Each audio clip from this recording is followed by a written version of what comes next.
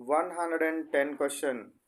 Name the bacterium present in curd or buttermilk.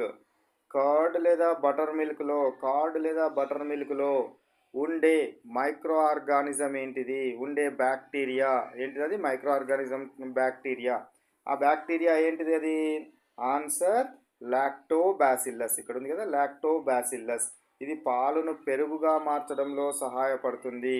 కాబట్టి ఇది పెరుగులో ఉంటుంది. అదేవిధంగా చల్ల బటర్ మిల్క్లో కూడా లాక్టోబాసిల్లస్ ఉంటుంది. ఇది అద్భుతమైన ఫ్రెండ్లీ బ్యాక్టీరియా. ఒక ఫ్రెండ్లీ బ్యాక్టీరియా, ఉపయోగపడే బ్యాక్టీరియాకి ఎగ్జాంపుల్ చెప్పమంటే you should say lactobacillus. Next question, come to 111 question. What is fermentation? కిణ్వ ప్రక్రియ అంటారు తెలుగులో. ఫెర్మెంటేషన్ అంటే ఏమిటి? The process by which yeast converts sugars into alcohol. So yeast అనే micro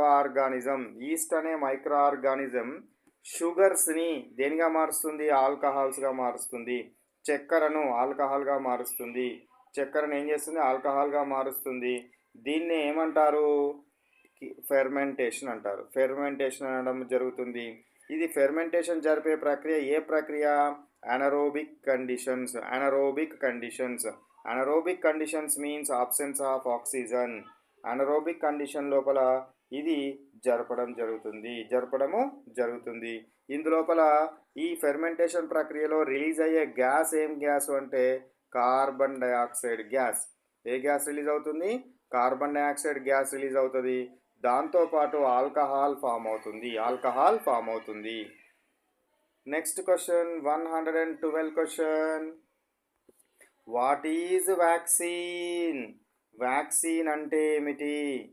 a killed or weakened disease causing micro organism given to body to produce immunity. ఏందట? Vaccine అంటే టీకా అంటాం కదా తెలుగులో. సో మనకేంటిది? కిల్డ్ లేదా బలహీనపరిచిన, వీక్ చేయబడిన సూక్ష్మజీవులు ఏవైతే ఉన్నాయో, డిసీజ్ను కాజ్ చేసే సూక్ష్మజీవులు ఏవైతే ఉన్నాయో అవి మనకు బాడీలోనికి పంపిస్తాము. ఇవి మనకు వ్యాధిని కలగలించలేవు. వ్యాధిని కలగజేస్తాయా? కలగజేయవు.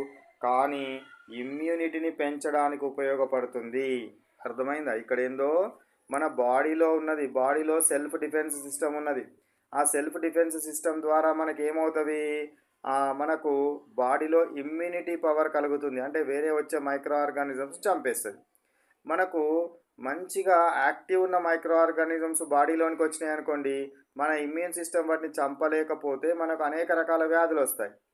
దానికోసం వ్యాక్సిన్ ఏం చేస్తుంది అని అంటే, ఈ చంపబడినవో లేదా వీక్గా ఉన్న వాటిని కనుక పంపిస్తే, ఈ వీక్గా ఉన్న వాటిని ఎట్లా చంపాలనేది మన బాడీలో ఉన్న ఇమ్యూన్ సిస్టమ్ అనుగుణంగా కెమికల్స్ని తయారు చేసి దాన్ని చంపివేస్తుంది.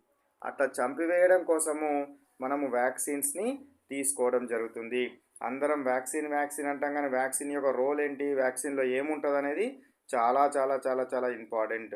వ్యాక్సిన్లో యాక్చువల్గా వ్యాక్సిన్ వేసుకుంటే మనకు డిసీజ్ రాదు అనేది ఉంటుంది. ఎందుకు రాదు అంటే, ఆ డిసీజ్ను చంపే వాటిని వేసుకుంటామా? కాదు, ఆ డిసీజ్ని కలగజేసే వాటినే వేసుకుంటాము. కానీ అవి డిసీజ్ను మన బాడీలోనికి రాగానే డిసీజ్ని కలగజేస్తాయా?